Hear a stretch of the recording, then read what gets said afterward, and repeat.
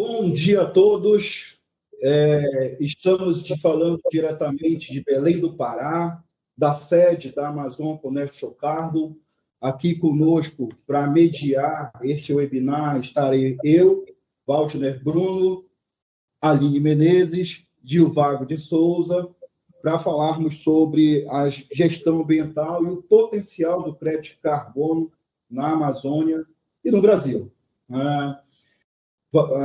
Teremos convidados hoje, como o professor Guilherme Kraus, que é o CEO da Luxes, que é uma empresa certificadora brasileira, o professor doutor Saido Ferreira e produtores rurais Mauro Lúcio Filho e Leandro Puger estarão conosco neste webinar. Nós vamos dividir em partes e, neste primeiro momento, estará conosco, já está conosco o professor Pedro Kraus, CEO da Luxes, né? E, professor, muito obrigado pela presença, é uma satisfação o senhor aqui conosco. Falaremos sobre certificação dentro do contexto nacional e internacional e passo a palavra para o senhor para nos conduzir nesse assunto e nos dar uma aula sobre certificação desse contexto. Waldner, bom dia os amigos da ACC, os que estão nos assistindo nesse webinar. É um prazer para a Lux, agradeço o convite em meu nome, em nome da equipe. Estamos já num processo de construção de uma certificadora nacional. Eu tenho uma metáfora, uma certificadora é um quebra-cabeça de 5.000 peças. E nós demoramos praticamente 5 anos para colocar essas 5.000 peças todas no quebra-cabeças. E todos os dias surgem algumas novas peças. E hoje nós vamos apresentar algumas coisas novas também, que são inéditas até no mercado, inicialmente colocadas aqui nesse webinar. Então, a Luxes é Lux Carbon Standard, o padrão Lux, né, de carbono. Nós temos um protocolo, o nosso protocolo se chama CCC, créditos para compensação de carbono. Poderia passar o próximo slide?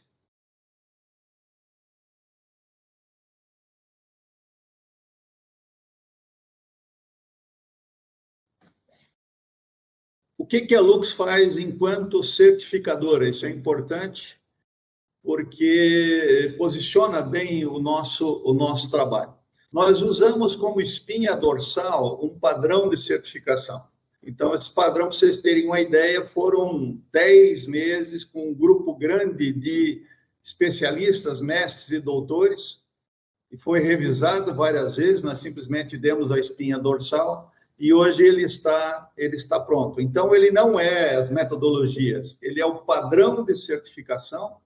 E ele tem todas as etapas, o que é válido, o que não é válido, o que é uma área elegível, o que não é, que leis que nós seguimos, e assim por diante.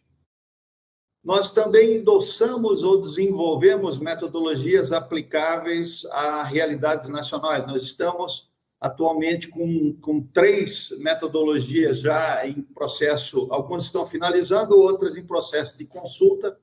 Nós temos uma para certificar inventários de emissão de gases em organizações. Nós temos um sobre energias renováveis, que eólica, biomassa, metano e assim por diante. E temos também uma de florestas nativas. Hoje, o Brasil, por conta de nós termos todas as nossas co-irmãs, né, as demais certificadoras serem estrangeiras, e os custos serem em moeda forte, ou dólar, ou francos suíços, ou libras esterlinas inglesas, você tem que ter uma área muito grande, áreas a partir de 500.000 hectares, para serem elegíveis, para gerar vários créditos para você cobrir o processo de certificação.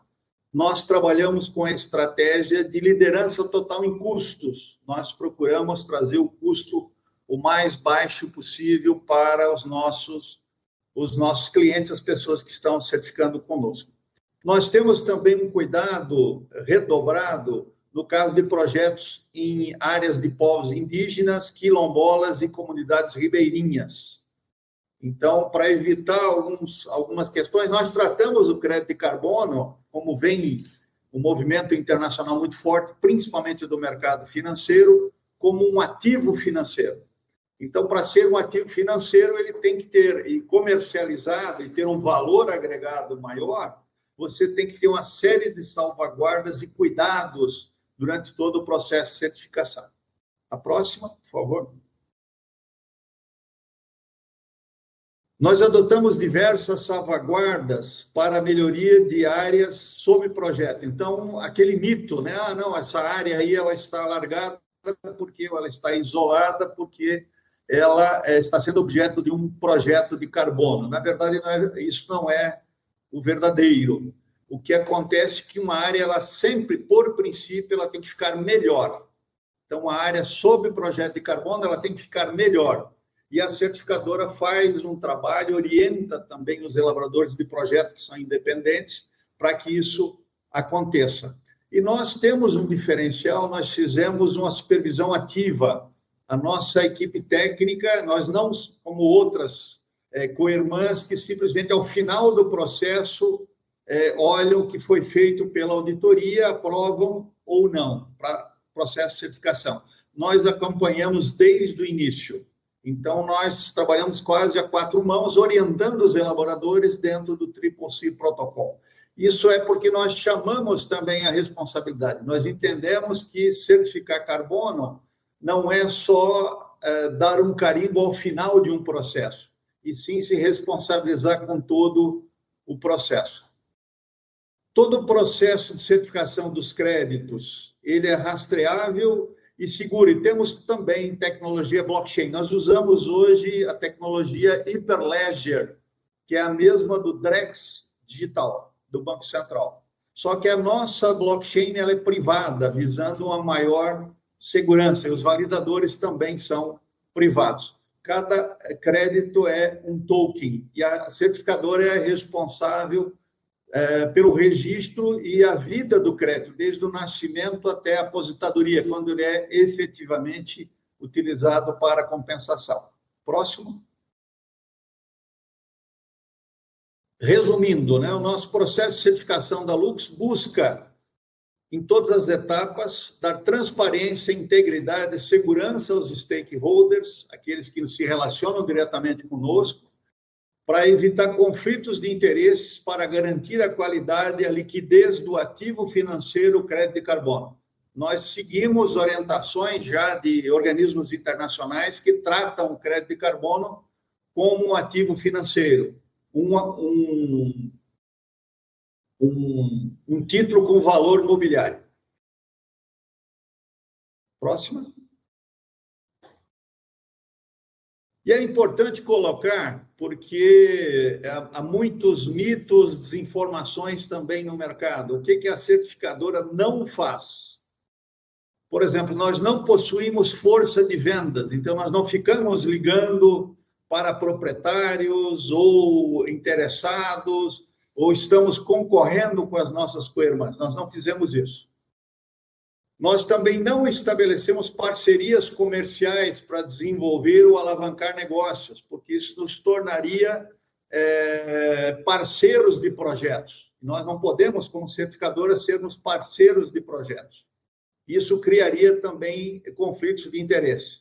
Nós também não prestamos serviços adicionais. Isso nós temos um grupo muito grande de profissionais no Brasil todo, não é o nosso foco. Por exemplo, regularização fundiária, ou elaboração do CAR, ou retificação do CAR. Nós não fizemos, ou geoprocessamento.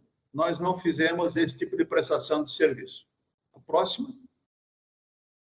Também não elaboramos projetos. Nós temos, como a ACC, que é uma elaboradora de projetos para a LuxS, a empresa e seus profissionais são submetidos a um exame de suficiência. Então, a certificadora ela dá informações sobre o CCC, sobre os nossos procedimentos, e esses elaboradores são todos independentes. Eles não nos devem comissão, pagamento ou qualquer tipo de prestação ou qualquer tipo de contrapartida. Okay? Isso também geraria um conflito de interesse muito grande. Nós também não auditamos projetos de créditos de carbono. Nós temos hoje 6 auditorias credenciadas da certificadora, que também passam por um processo de seleção e que devem ser registradas em alguns órgãos reguladores.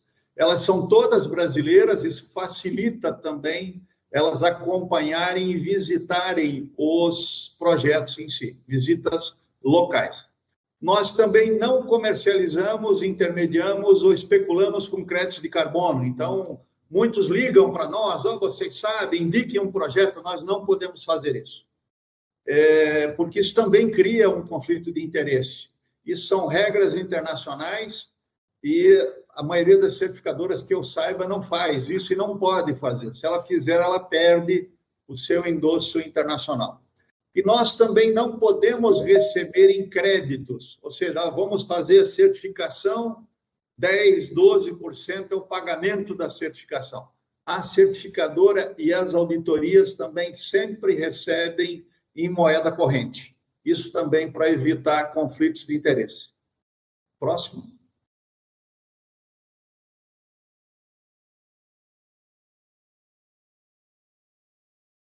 Uma das novidades, né, olhando o crédito carbono como ativo financeiro, é um sistema de rating e critérios de avaliação. Então, na LuxCS, nós estamos com um piloto já em desenvolvimento, com a instituição de ensino, e isso deve se alastrar também para outras, não vai ter exclusividade, a ideia é que tenha mais de uma instituição fazendo rating. O que é o rating? Os projetos da LuxCS, se os proprietários desejarem, eles são submetidos a uma avaliação externa, além do elaborador de projeto, além da auditoria, uma empresa de rating. E esse rating vai conferir, ele vai analisar alguns critérios, nós vamos colocar os critérios gerais, nós elaboramos, a nossa equipe elaborou internamente um termo de referência sobre o rating.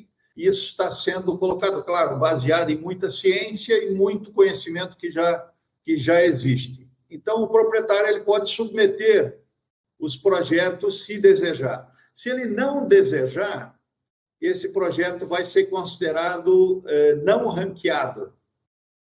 E ele pode solicitar uma nova avaliação nas recertificações. Então, de repente, ele tem uma área que não tem, ele tem que fazer muitas intervenções para melhorar a qualidade da área. O que significa isso para um proprietário? Poxa, eu vou fazer isso, é mais uma exigência, isso vai tomar mais aí, nós calculamos de 2 a 3 meses de análise desses experts externos, né, com governança própria, o valor do crédito. Hoje o mercado, isso é uma demanda no mercado financeiro, o mercado quer segurança e ele também quer evitar o risco sistêmico, que quando você tem 2 projetos que têm algum tipo de problema, acaba contaminando todo o mercado. Como saiu recentemente na mídia, né? Isso não é novidade para ninguém, não vou comentar, isso não fizemos comentários sobre essa ou aquela co-irmã, elas estão também todas tomando providências para que isso se resolva. E nós somos todos do mercado voluntário e não nos interessa, né? Nós queremos aqui trabalhar para reduzir essa possibilidade de risco. São baseados em 4 critérios: proteção de recursos hídricos, comunidade, biodiversidade e integridade. Nós também medimos as contribuições dos projetos para os Objetivos de Desenvolvimento das Nações Unidas, né? Os ODS. E nós também avaliamos a adicionalidade do projeto, valorizando seus impactos positivos no ambiente. Então, aquela coisa, o crédito vale mais porque ele é de maior integridade, você não tinha como mensurar isso. Nós estamos trabalhando com uma análise de risco, já a partir das metodologias que orientam os elaboradores de projeto, como eles podem melhorar esses projetos, e, consequentemente, esses projetos terem um maior valor por crédito no mercado. Próxima.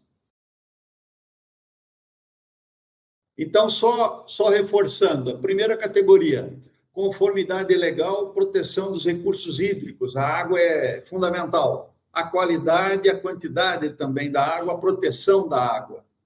A proteção das comunidades locais, ali, povos originários, quilombolas, ribeirinhos ou qualquer comunidade que esteja sob a influência do projeto. Proteção da biodiversidade, flora e fauna, e também melhoria de flora e fauna. E integridade do processo de certificação e cibersegurança, que também é um problema sério hoje, quando você começa a ter ativos digitais. Então, você tem que se cercar de uma série de seguranças que a nossa equipe técnica tem, e os nossos créditos já têm essas garantias. O próximo, dentro do nosso processo de certificação, não vou detalhar aqui, viu, Waldner? O processo de certificação, nós modificamos, se você olhar as nossas co-irmãs, por uma razão muito simples. Em torno de 70% dos projetos encaminhados às nossas co-irmãs internacionais, eles não se transformavam em créditos. Na LuxS, nós estamos trabalhando para reduzir esse percentual grandemente, porque a nossa análise de viabilidade já entra a parte jurídica, viabilidade técnica e econômica, que em outras certificadoras é o Project Idea Note, o pré-projeto. Para nós já faz parte do processo de certificação. E também a auditoria, ela visita, ela analisa a elegibilidade e ela faz uma validação da metodologia. Isso é a segunda parte. Na elaboração do projeto, o elaborador, já com base na metodologia, ele analisa a área e vê o que ele pode melhorar, adicionar aquela de qualidade àqueles créditos, ok? Então, ele faz esse processo de análise. Depois vem a verificação da auditoria e a certificação por parte da LuxS. O que acontece depois da certificação? Que o proprietário, o responsável pela área, ele opta, vou buscar o trabalho de rating. E aí é encaminhado para uma entidade externa, reconhecida pelo mercado por sua competência técnica. Ou não, não quero. Aí não será ranqueado. O peso do rating desta avaliação, ele vai acompanhar o registro do crédito. Então, o crédito da LuxS vai ser registrado com o sistema de rating. E também os créditos que não são ranqueados. Isso nós entendemos, e pelo mercado financeiro, conversa que nós temos tido, nós temos NDAs com algumas instituições, elas estão olhando que esses créditos não ranqueados, eles tendem a ter um preço menor do que os créditos ranqueados. Isso agrega valor ao processo. E aí vai também pela certificadora o registro e acompanhamento da vida do crédito. Na LuxS, tudo é um processo de blockchain, nós acompanhamos, tudo fica registrado, tudo é rastreável, tudo a nossa área de governança acompanha nos créditos. Nós temos uma responsabilidade muito grande com o trabalho que nós fizemos. Então, nós montamos um processo, estamos, como eu disse, são algumas peças adicionais aqui em primeira mão nessa webinar. Nós esperamos ter novidades e já nos primeiros créditos que devem sair agora entre setembro e outubro, nós estamos com uma área, inclusive aí no Pará, eu não posso colocar porque o proprietário não me autorizou ainda, logo nós vamos levar a público, essa certificação ela vai demorar 10 meses, é uma área grande, mas nós trabalhamos com 6 meses a 1 ano, enquanto as nossas co-irmãs trabalham com 2 a 3 anos. É aquilo que nós colocamos, nós estamos entregando aí, muito breve, tudo que a LuxS se preparou em termos de tecnologia, em termos de aceleração do processo. Agora, com o rating, talvez demore um pouquinho mais, uns 2 meses a mais, aí passamos para 1 ano. Não tem nenhum problema, ainda assim é muito mais rápido e muito mais seguro do que outras outros processos que nós temos no mercado das nossas coirmãs. Nós aprendemos com todas as coirmãs, respeitamos todas elas, só que nós entramos no mercado justamente para, do ponto de vista, adaptar a realidade brasileira, como certificadora brasileira.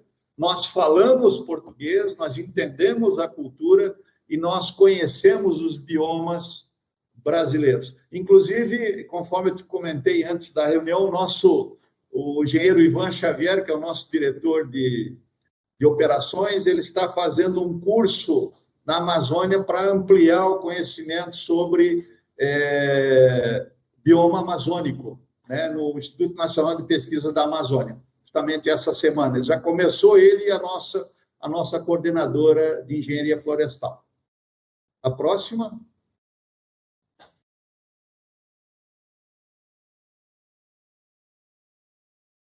Então, estamos no finalmente, nós temos também, a partir da fase de projeto, quando se fala em tecnologia, todas as áreas são acompanhadas por satélite desde a fase de projeto.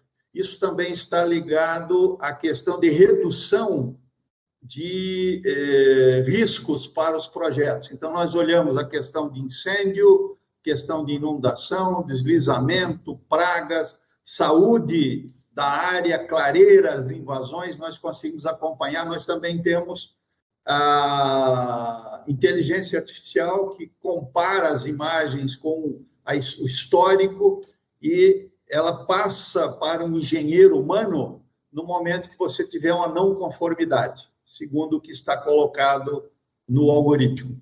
Ok? A próxima. Também uma novidade, né? Esse é o penúltimo, uma novidade da LuxS é um fundo garantidor, é um buffer. Isso é obrigatório das regras internacionais, só que o nosso buffer ele é externo, com instituição financeira e com governança própria. A certificadora ela não faz escolhas sobre a ocorrência de riscos, por exemplo, como incêndio. Tem que ver se ele foi culposo, se ele foi doloso e quanto dos créditos ou quanto carbono foi revertido para a natureza, né? Esse é um fundo garantidor e também estamos num estágio piloto com a instituição financeira, está caminhando bem. Também uma novidade frente ao que o mercado normalmente as próprias certificadoras têm, isso é um risco danado. Aqui nós estamos compartilhando o risco com o mercado financeiro, que recebe parte dos créditos, é como se fosse um seguro. Você monta um pool, um conjunto de créditos, e esses créditos do conjunto eles servem para dar garantias no caso de algum sinistro, de algum problema na área. E é isso, né? LuxS é a primeira certificadora de créditos de carbono do Brasil. Obrigado. Olá, primeiramente, bom dia a todos. Vamos dar início à nossa segunda participação no webinar da CC, falando um pouco a respeito de gestão ambiental e as perspectivas e capacidades de geração de crédito de carbono na Amazônia. Hoje, a gente está com a participação no setor de pecuária, com o Mauro Lúcio Filho e também o Leandro Purger. Mauro Lúcio, pecuarista aqui na região do Pará, trabalhando desde 2002 com uma produção voltada para a área de sustentabilidade e enriquecimento da biodiversidade. Leandro Purger também pecuarista na região de Capanema, trabalhando com melhoramento genético e principalmente da raça Nelore. E o nosso principal intuito hoje com essas duas participações é trazer um pouco da perspectiva dos produtores rurais a respeito da geração de crédito de carbono no setor da pecuária e também da agricultura. Primeiramente, eu queria agradecer a participação tanto do Mauro quanto do Leandro e queria que vocês se apresentassem um pouco, falassem sobre quais são as perspectivas como produtores, como vocês conseguem enxergar o setor de crédito de carbono e quais os benefícios para a pecuária. Bom dia. Posso falar primeiro? Ou... Pode ficar à vontade. Bom dia. Meu nome é Mauro Lúcio, eu sou pecuarista, sou filho e neto, né, de pecuarista. Eu estou hoje presidente da Acripará, que é a Associação dos Criadores do Pará, e o meu trabalho é muito focado, né, em aumento de produtividade para aumentar a rentabilidade da atividade pecuária, né? Então, eu fiquei bastante interessado em participar do webinar, porque acredito que a questão do crédito de carbono, que ela seja uma cereja no bolo, né, para as pessoas que já estão praticando uma pecuária de uma maneira mais produtiva, mais intensiva e com melhor lucratividade.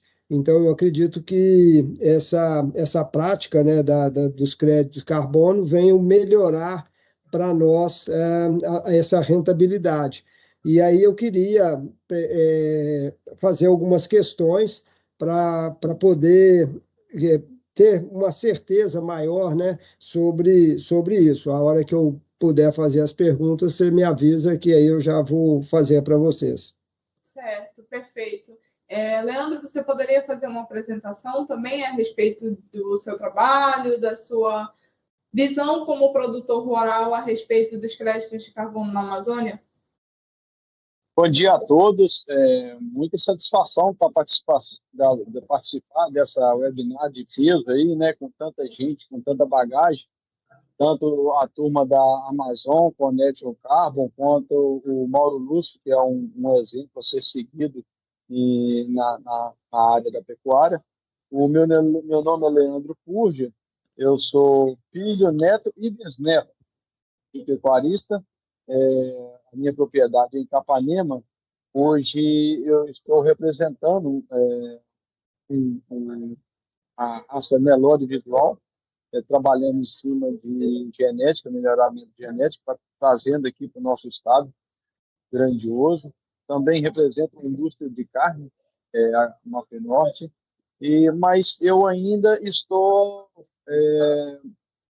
começando, então ainda estou na pecuária extensiva, né, e busco estar sempre melhorando, né, então estou em busca de inovação, de melhoramento, não só na raça, mas também no desempenho da minha fazenda, né, porque é em cima desse desempenho que a gente vai obter lucro e prosperidade, em ganho de peso, a taxa de lotação, e aí que entra a participação aí do Mauro, que é um campeão nesse setor.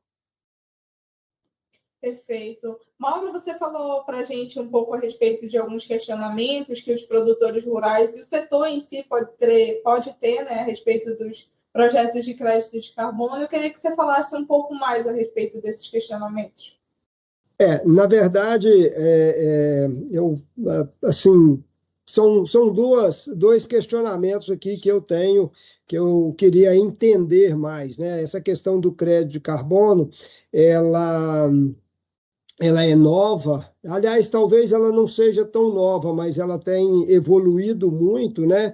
E como algo que ainda não tem tanta...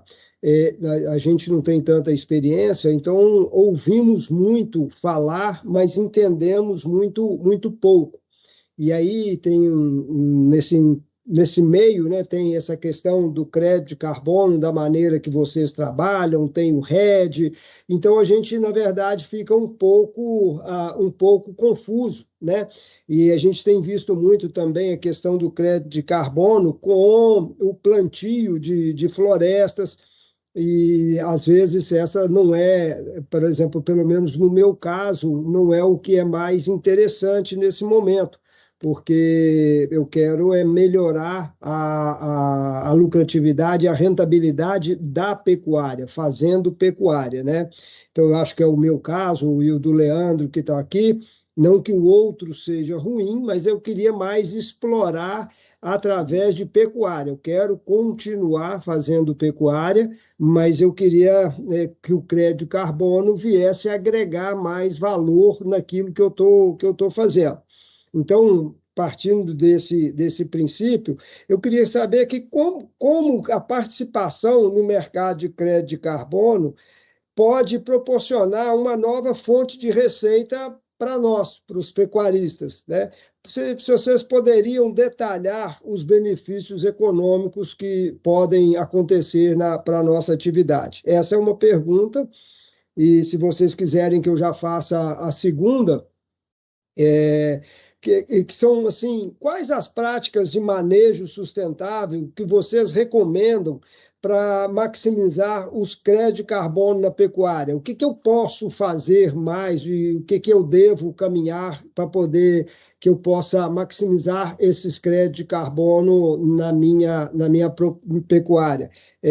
Eu queria saber se é manejo de pastagem, se é intensificação, se vocês fossem mais específicos nisso aí, para que eu saiba como posso fazer isso. Certo, perfeito, Mauro. A gente vai conduzir essa parte do webinar como se fosse uma forma de mesa redonda mesmo, de trazer esse esclarecimento a respeito de dúvidas comuns, principalmente para os produtores rurais e para os pecuaristas.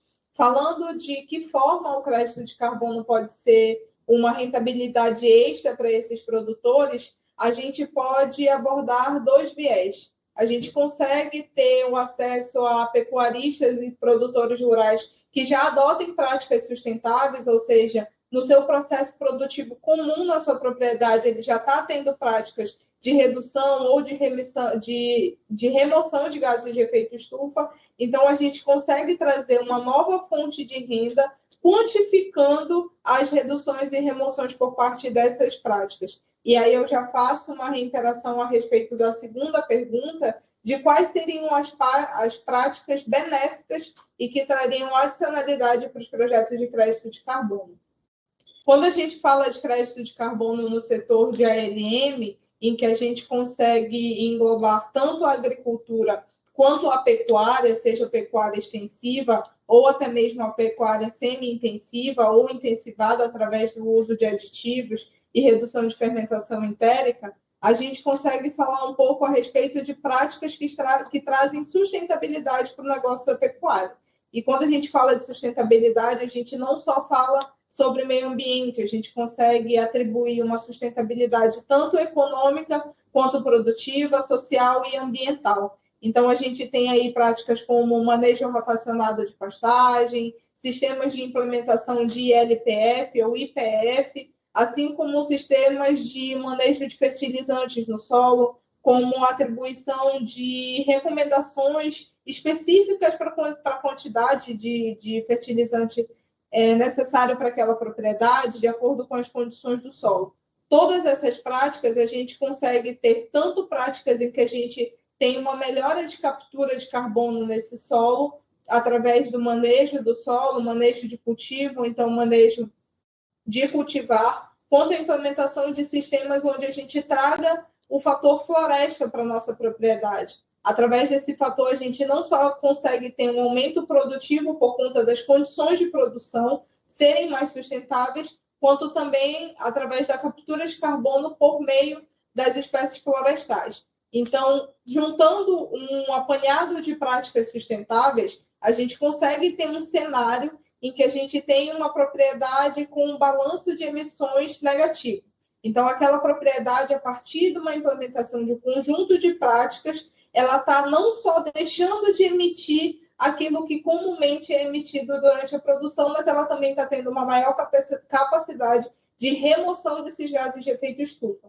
Através disso, desse balanço negativo, a gente consegue fazer a geração de créditos de carbono, que hoje no mercado eles têm como se fosse a equivalência a 1 tonelada de CO2 equivalente que deixou de ser emitido ou foi removido da atmosfera, e a partir disso a gente tem um ativo econômico que pode ser comercializado por aquele produtor. Então, é comum também, quando a gente faz a implementação de um projeto de carbono numa propriedade, seja de agricultura ou de pecuária, a gente faça um acompanhamento direto dessa produção.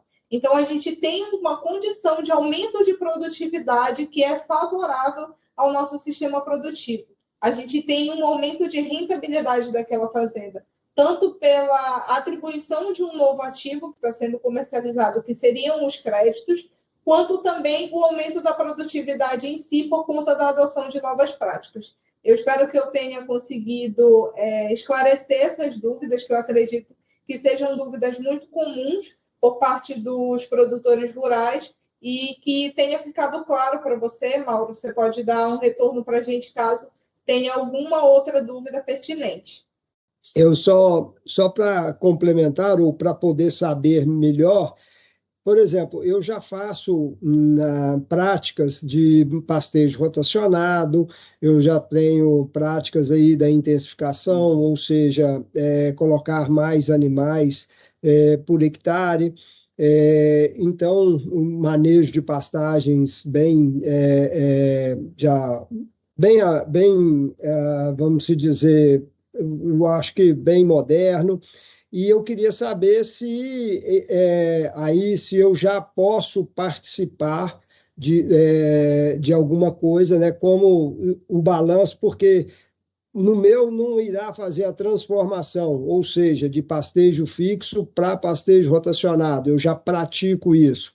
Então, vocês conseguem, através disso aí, me remunerar? Eu consigo fazer alguma coisa, ou é só para quem for mudar o modelo de produção? Certo, perfeito. Hoje, na atual conjuntura, a gente consegue fazer o que a gente diz de quantificação por modelagem. Então, a gente consegue quantificar as atribuições que já foram adicionadas na propriedade, que foi tudo que você falou.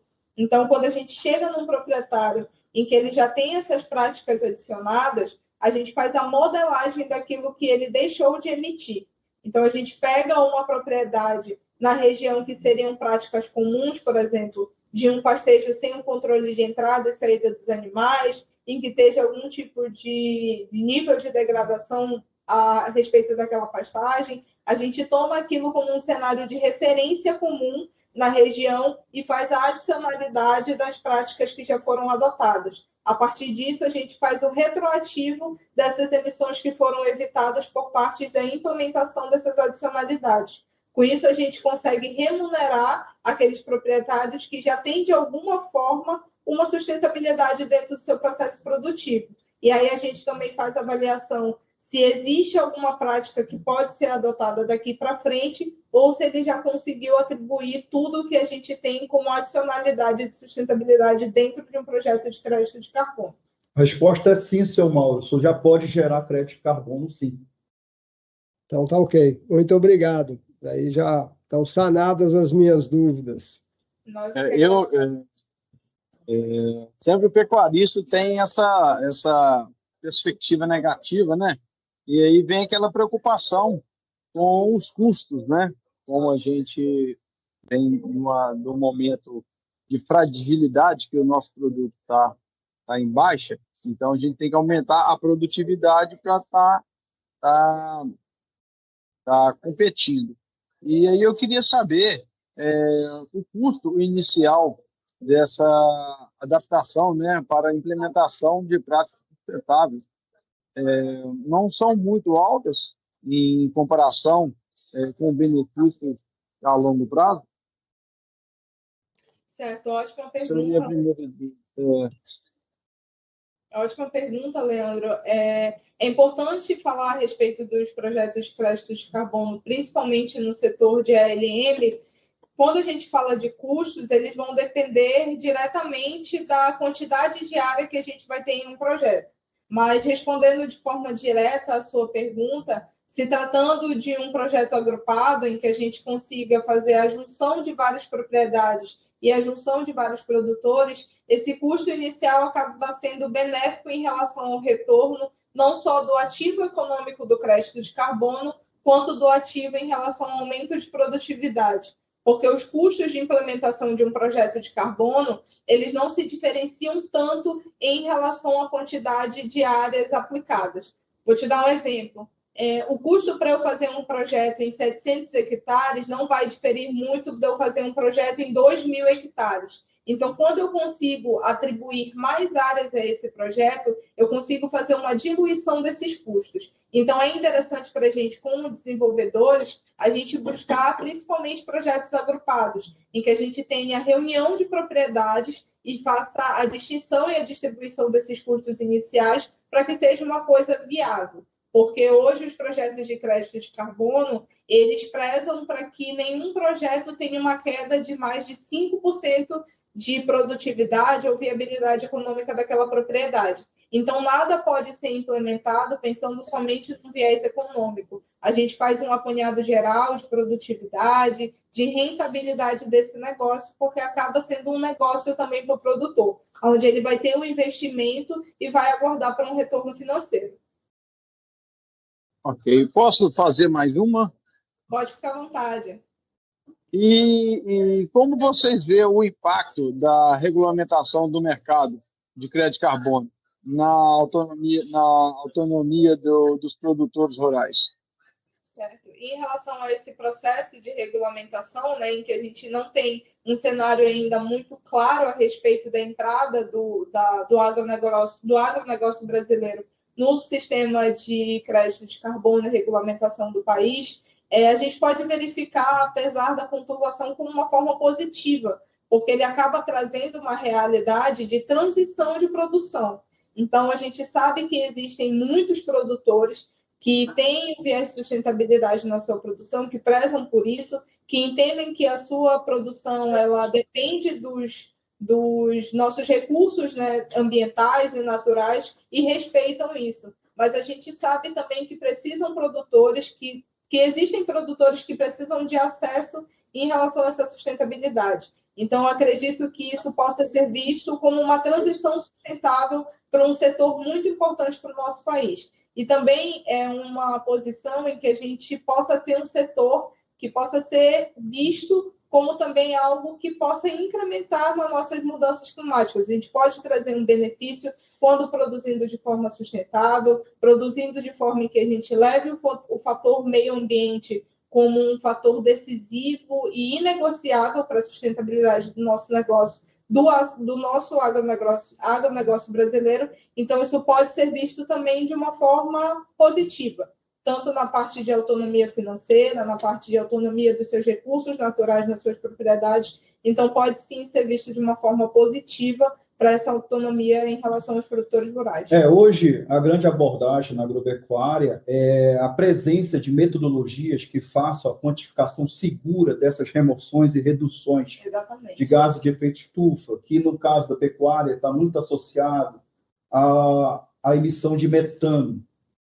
Pois bem, as certificadoras, inclusive, tem uma conosco participando, né, através da Luxas, já estão desenvolvendo metodologias já atualizadas, avançadas, para melhor quantificar e tirar essa dúvida que paira, inclusive, no mercado regulado de carbono, né, da ausência de metodologias seguras para quantificar essas reduções. Isso já é coisa do passado, houve um avanço muito grande nos últimos 2 anos, né, para fazer essas quantificações seguras, para ter projetos seguros. Né? E mais, os projetos de pecuária de carbono que já foram aprovados no hemisfério norte, em alguns países na Europa. Aqui no Brasil está sendo feita a tropicalização de metodologias, trazendo para cá, para a nossa realidade, essas metodologias que melhor quantificam o carbono nesse sentido. Então, eu acredito que o agronegócio, com essa perspectiva de metodologia segura, vai entrar, com certeza, no seu devido tempo, no Sistema Brasileiro de Comércio de Emissões, para que possa fazer geração de crédito de carbono segura aqui a nível nacional. A nível internacional, já tem metodologias que já são amplamente aprovadas e utilizadas. Exatamente. E a gente pode visualizar de uma forma mais robusta, como disse o Waldner, o potencial que esse setor tem em praticar essas reduções de emissões e também ser um fator de mudança climática para o meio ambiente. Principalmente o agro brasileiro, que tem soluções magníficas. Exatamente. De soluções de rotação infantil, solução de manejo de pastagem, manejo de animais. Então, Mauro e Leandro, vocês já estão aptos para gerar crédito de carbono dentro do mercado regulado, dentro do mercado voluntário de carbono, tá? Isso aí já é uma questão segura da nossa parte. A Amazon Connect Carbon, ela é 100% brasileira ou vem de fundo estrangeiro? 100% paraense, Amazônia brasileira. Amazônia do pé rachado. Nós conhecemos as questões locais muito bem. E a gente sabe como funciona, né, as especificidades dos povos tradicionais aqui presentes, das questões fundiárias, ambientais. A gente vê muitos problemas acontecendo no mercado. O próprio professor Pedro Kraus falou desses problemas. Isso deve-se muito ao não conhecimento da cultura local, dos problemas específicos fundiários, e que muitas empresas acabam se complicando nesse processo. Por sermos daqui, isso já ajuda bastante nesse sentido. E não ficamos a dever a nenhuma outra empresa nacional no sentido de gerar crédito de carbono com qualidade. Temos até um processo de comercialização na Europa. É um projeto muito complexo, né, e muito amplo, né, que tem as suas dificuldades, né? Então, acho que vindo de quem está dentro do negócio fica mais prático, né? Sim, vocês são atores determinantes nesse processo, os produtores. O processo ele é acompanhado por vocês o tempo todo, fazendo as quantificações. Existe uma auditoria terceira que é credenciada pela certificadora. A certificadora faz também todo esse processo, como o professor Kraus já explicou. Então, é um processo que requer lastro científico, competência técnica e paciência, né, para se fazer um trabalho muito bem feito, entre 8 a 16 meses, para se gerar um crédito que tenha lastro. Bom, a Baruch já está informando o término do nosso tempo aqui. Eu vou passar para a Aline para fazer as honras. Bom, primeiramente, queria agradecer a participação tanto de você, Leandro, quanto do Mauro.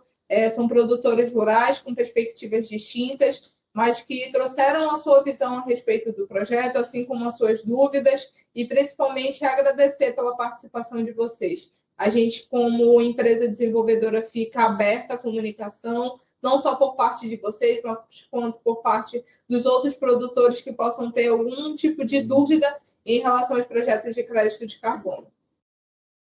Obrigado. Eu agradeço também a participação. Muito obrigado.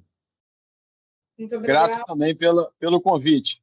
Olá, pessoas, bom dia. Aqui quem fala é o Juvago Souza. Vou dar início à apresentação do professor Seidel Santos, onde ele vai falar um pouco sobre a valorização e o potencial da sociobiodiversidade amazônica. Ele é professor, doutor, mestre em biodiversidade e biotecnologia pela Bionorte, e eu vou dar agora a palavra para ele se apresentar um pouco sobre a valorização da sociobiodiversidade.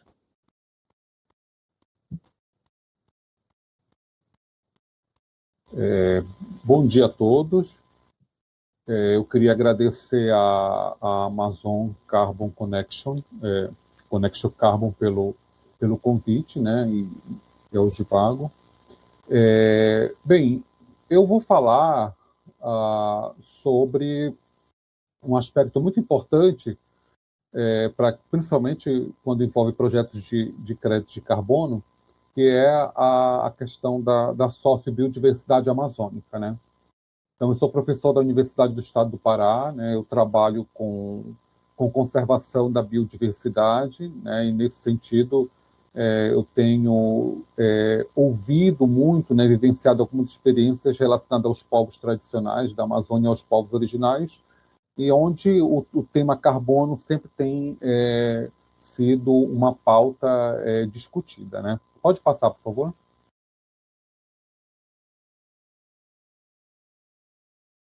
Isso são alguns trabalhos, algumas referências que eu acho que são importantes depois para as pessoas que forem acompanhar, ter, né? Bem, é importante dizer que a Amazônia, né, a floresta amazônica, ela é uma floresta antropogênica, né? Então, hoje sabe-se que em todo metro quadrado da Amazônia existe gente, né?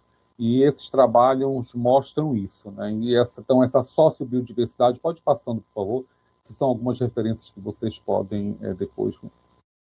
eu acho que passou muito. Isso, né? E essas pessoas, né, essas populações, elas ocupam, né, determinadas áreas, né? E o que eu vou mostrar aqui não é uma aula, apenas são experiências que eu tenho vivenciado por meio de projetos, pode passar, né? E que mostra o papel dessas populações na conservação da floresta amazônica, pode passar, tá? Por meio da experiência, né, que eles têm vivenciado e, sobretudo, hoje, como que pode passar? Como que eles atuam, né, como agentes importantes nesse processo. Então, é importante destacar o quê, né? Que nós temos principalmente duas Amazônias, né?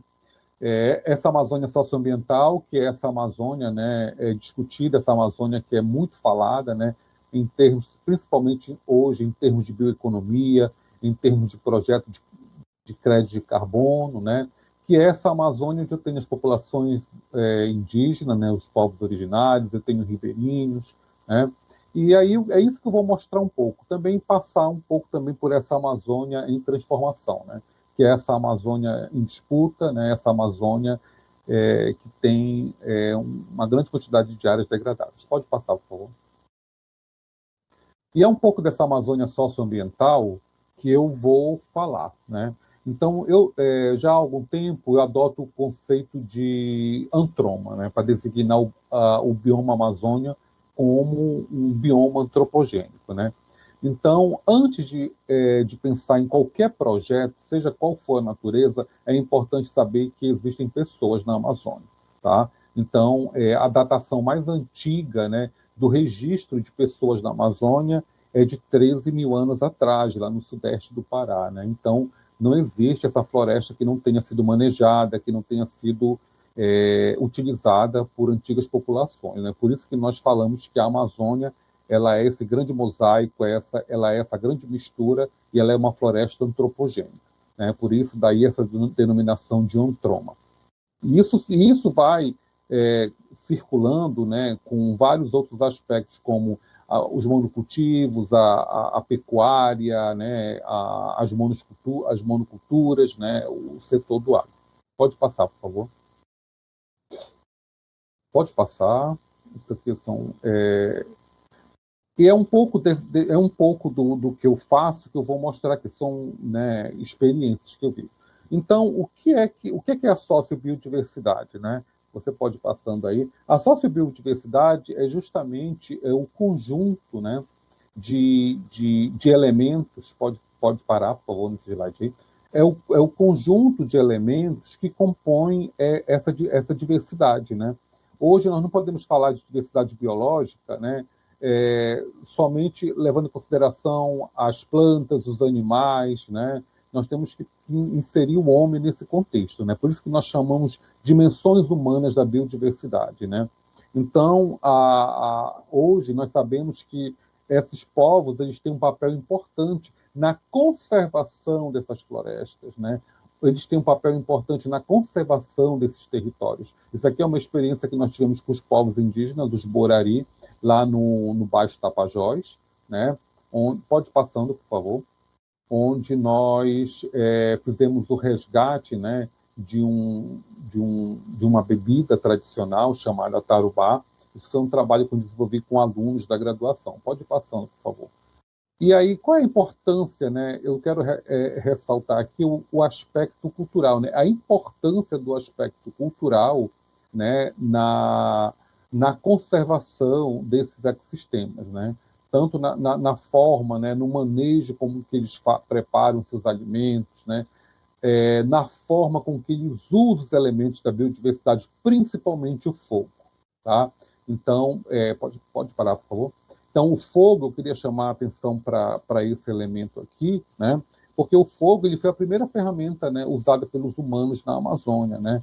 Então, a prática da queima e da coivara, ela é uma prática muito antiga, né, que tem sido usada por essas populações para manejar essas paisagens, né, nesse processo que nós chamamos, que culmina com a domesticação, né. Então, olha só a importância, né, desses povos para a manutenção dessa diversidade, né. Então, se não fossem esses povos originários, nós não teríamos essa grande quantidade de espécies, quase 100 espécies de árvores domesticadas na Amazônia, né.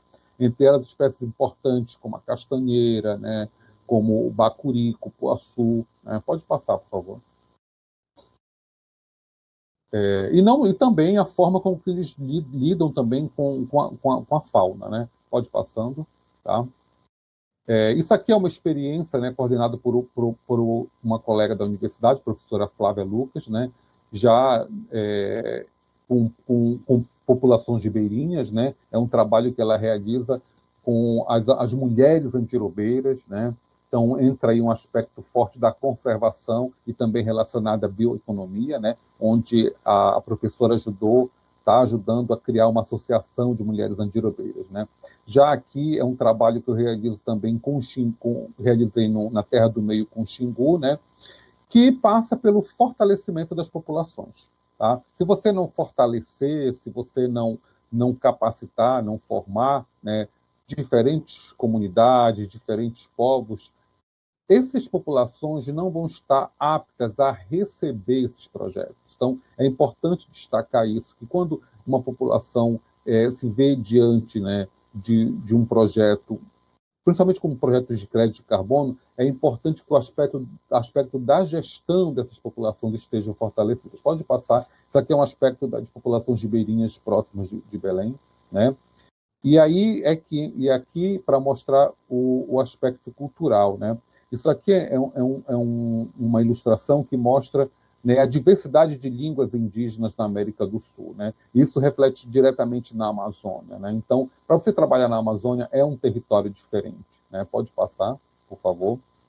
E essa imagem aqui mostra um pouco, né, dessa biodiversidade que nós temos, né? E que isso é um potencial, né? Então, para se perguntar por que com uma diversidade tão grande, né, você ainda tem populações ainda tão pobres na região. Pode passar, por favor. Pode passar. Isso aqui era para mostrar. Pode passar. Isso aqui é para mostrar justamente essa relação dos povos, né, e o impacto que essa. Pode deixar nessa imagem, por favor, aí. E o que eu queria destacar, né, pode passar próximo, o impacto que essas populações tiveram na configuração da região amazônica, né? Então, por exemplo, em todas as regiões da Amazônia, onde você tem as grandes bacias hidrográficas, né, que são acompanhadas de grandes florestas também, nós tivemos populações indígenas que ocupavam essa região há aproximadamente 12 mil anos atrás, né? Então, a existência dessa diversidade, né, tem uma relação muito grande com a presença desses povos. Pode passar, por favor. E daí a importância, hoje, mais do que nunca, da conservação dessas espécies. Pode passar.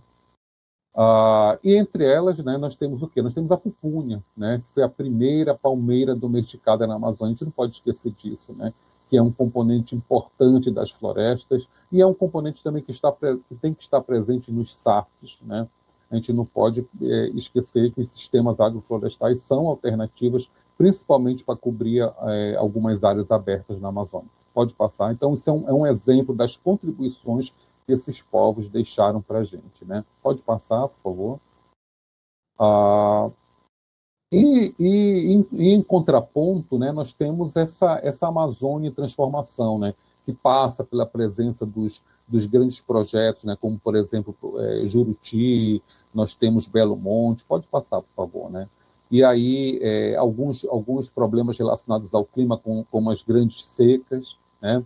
Esse trabalho aqui, ele mostra mais ou menos um aspecto de como é que está essa Amazônia transformação, né? Então, de um lado, você tem grandes áreas, pode passar, por favor, você tem aqui, isso é uma imagem de uma colega da Embrapa, que mostra justamente a importância das florestas, né? E a importância dessas áreas onde essas populações ocupam como áreas prestadoras de serviços ambientais. Eu acho que aí é o grande desafio, digamos, que nós temos, né? É mostrar nessas áreas onde os projetos, né, de carbono se encontram, o potencial dessas áreas. Aqui é muito importante, por quê? Porque mostram as áreas, né, um mapa que mostra as áreas prioritárias para conservação. Pode passar? E aí, nesse segundo mapa, você mostra que essas áreas prioritárias para conservação, elas coincidem justamente com as unidades de conservação de uso sustentável e as terras indígenas, né? Então, eu queria chamar muito a atenção, né, para as áreas, né, para as terras indígenas no estado do Pará, que são grandes áreas, né, e que grande parte das nossas florestas estão dentro desses territórios, né? Então já está mais provado que se não fosse a presença, né, dessas populações nesses territórios, o estado do Pará hoje teria um cenário muito, muito ruim, né? Como mostra essa imagem aqui, né? Então veja que o nível de antropização na Amazônia é muito grande. Todas essas áreas vermelhas aí intenso são áreas sem vegetação e que apresentam um grande potencial erosivo de vulnerabilidade. Pode passar, por favor. E aí, nesse aspecto, é importante pensar que nós já temos em torno de 47%, né, de espécies arbóreas já foram retiradas, antropizadas, né? E nós ainda temos ainda um montante de 53% dessas espécies arbóreas ainda, né, para trabalhar a conservação. Pode passar, por favor. Pode passar. E isso está muito relacionado ao quê? A uso e cobertura do solo na Amazônia Legal.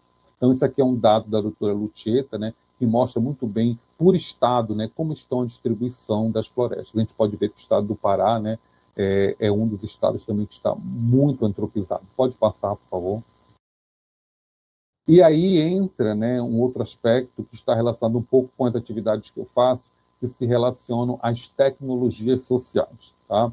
Então, eu particularmente, né, eu não vejo uma outra alternativa, né, de fortalecer essas comunidades, né, de maneira que mostrar o potencial que os produtos florestais não madeireiros apresentam, né, com os seus diversos óleos, com as suas sementes, com as suas resinas, né, e é importante fazer um trabalho de conservação.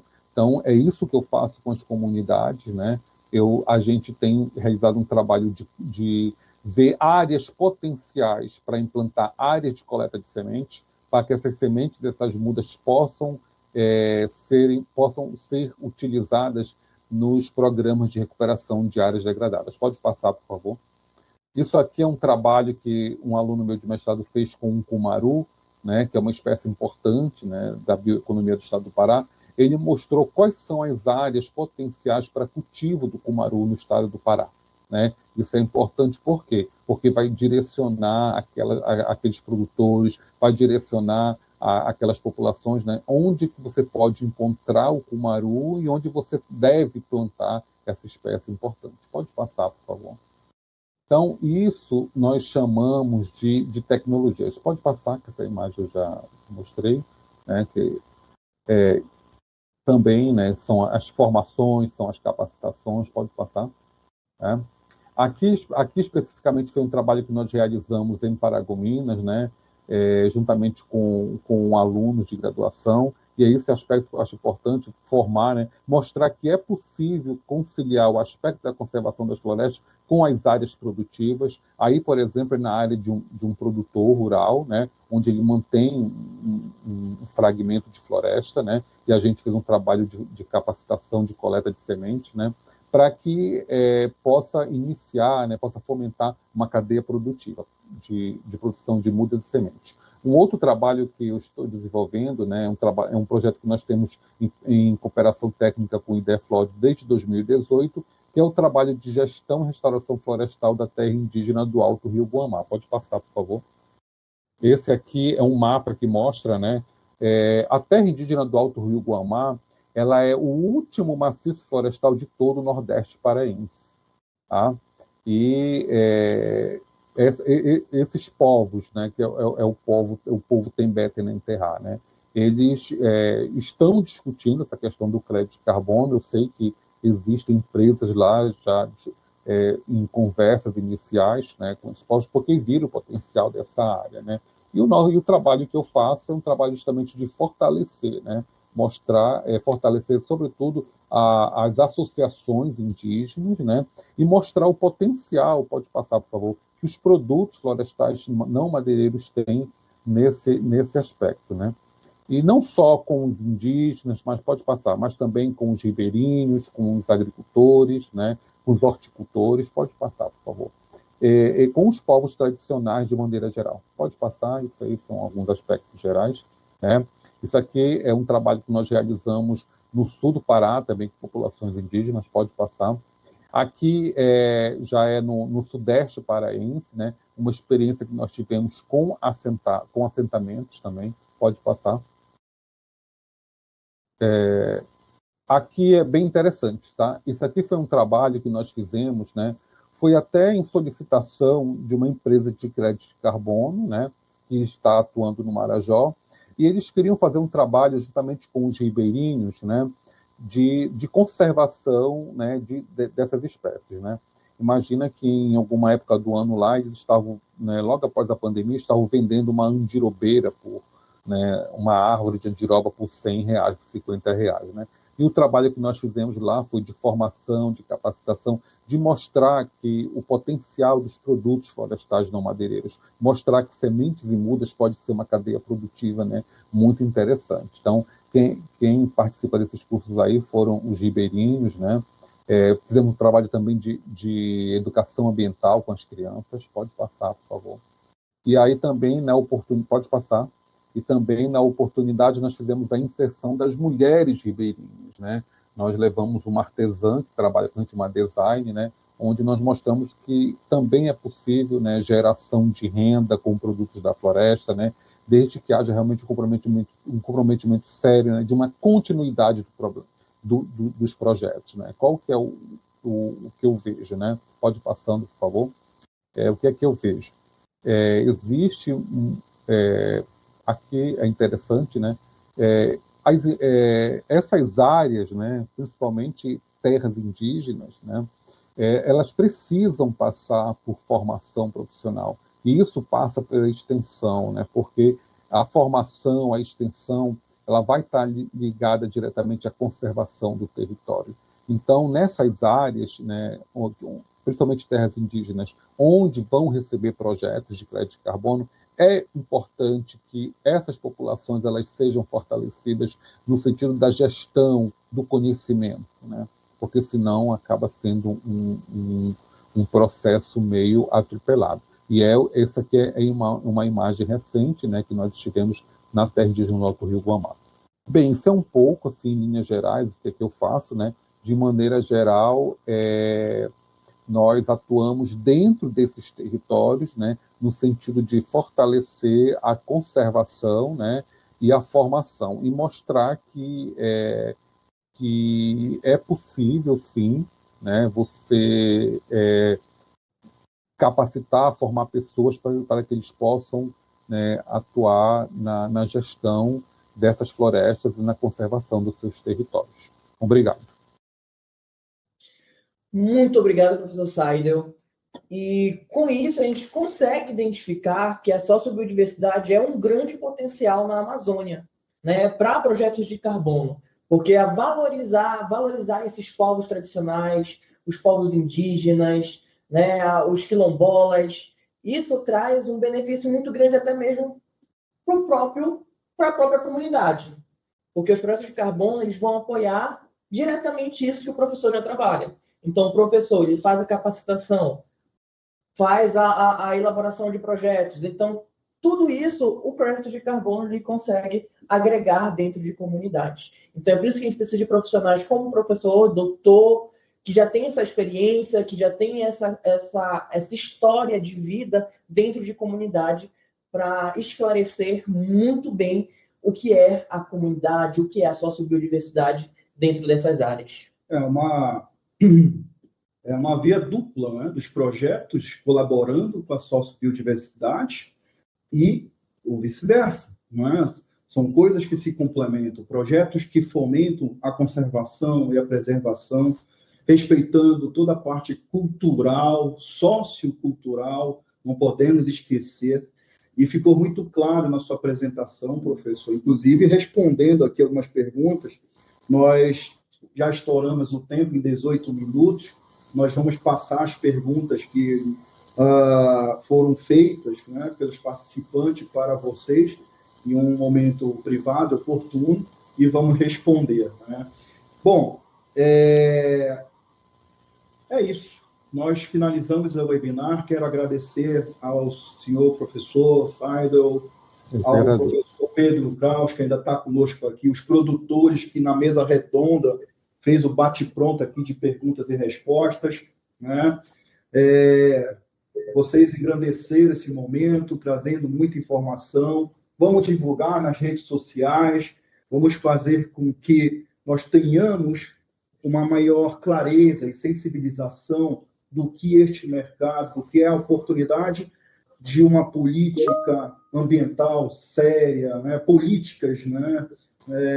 De Estado e não política de governo, né? Políticas de Estado que possam favorecer o mercado, seja ele nacional ou internacional, o mercado voluntário, e vocês estão fazendo parte desse processo de sensibilização. Professor, faço as honras aí para o senhor finalizar.